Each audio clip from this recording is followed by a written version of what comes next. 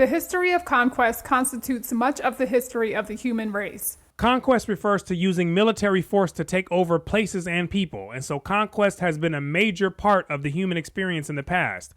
And so in the midst of such conquest, people have done some very cruel things, people from all over the world. And so if you have children around, you may want to protect their ears as we continue reading in the book Race and Culture by Dr. Thomas Sowell to see if we can get some understanding.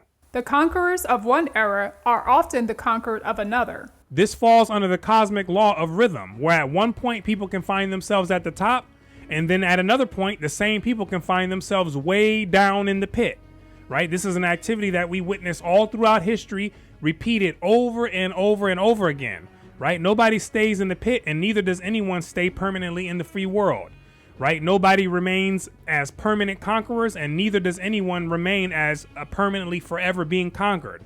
Everyone has their turn. Right? Because the law of rhythm, it compensates and it changes the course of human affairs. Ancient Rome imposed its yoke from Britain to North Africa and the Middle East. Yet Rome itself has also been conquered many times by foreigners, its treasures looted, its people tortured, its women raped, and the defenseless slaughtered. As much conquering as the Romans had done in the past, they still had their day of being conquered. And when those foreigners came in, they of course did what many of the beastly conquerors do. And that's inflict great physical pain on their subjects, steal, kill, and destroy, and take intimate possession of the women. Much the same story could be told of the rise and fall of the great Chinese dynasties, the Islamic empires, the vast domains of Genghis Khan, and other ancient and modern conquerors. It's the same story because it's part of the realm of conquering, right? It's a nasty job, and it's fitting for humans who express the most ruthless human characteristics. Conquest and subjugation are among the ugliest aspects of the human experience. Pyramids of the heads of the slain were regularly presented as gifts to the sultans of the Ottoman Empire, these heads sometimes numbering in the thousands and representing defenseless prisoners, while ordinary Ottoman soldiers divided among themselves the women and boys of the conquered peoples for their own sexual amusement.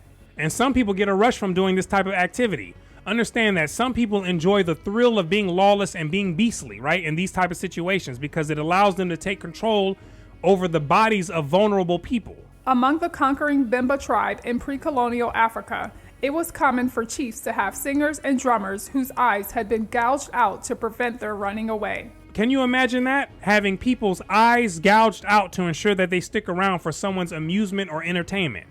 Now, it's only the human imagination that could allow this type of behavior to exist.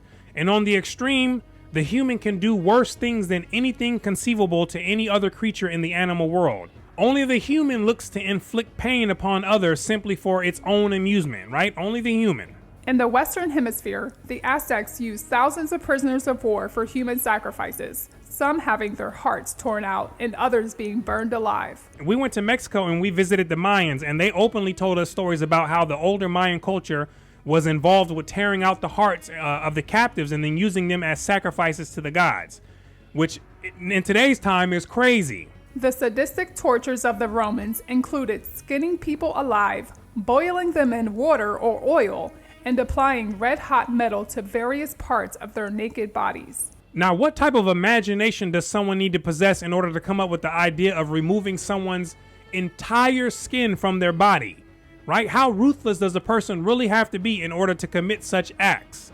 What we're talking about is people who have their consciousness dwelling deep in the depths of darkness, right? Where this type of activity desires to find some form of manifestation. During the infamous Bataan Death March of World War II, Japanese soldiers forced captured American soldiers to kill each other, sometimes by burying their friends alive. You see how wild it can get?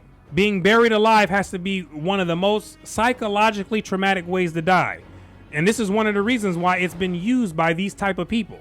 Yet, with all the horrors of conquest, the world we live in today is a world shaped by historic conquests and their cultural consequences. Something to think about, right? As you continue to climb out of the pit and enter into the free world where life is much better and it makes more sense. And so this is the end of part 5 commentary on the book here, Race and Culture by Dr. Thomas Sowell. And I want to thank you for watching all the way into the end. My name is Brooklyn St. Michael, and I'll see you in the free world.